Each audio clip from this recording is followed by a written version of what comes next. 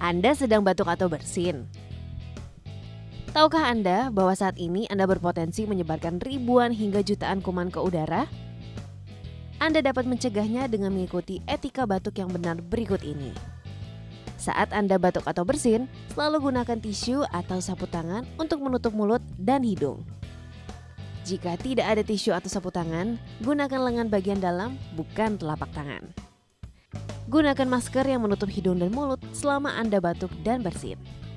Buanglah tisu setelah digunakan ke dalam tempat sampah. Cuci tangan Anda segera dengan air mengalir dan sabun atau bersihkan dengan alkohol hand rub. Jangan membuang ludah atau dahak di sembarang tempat.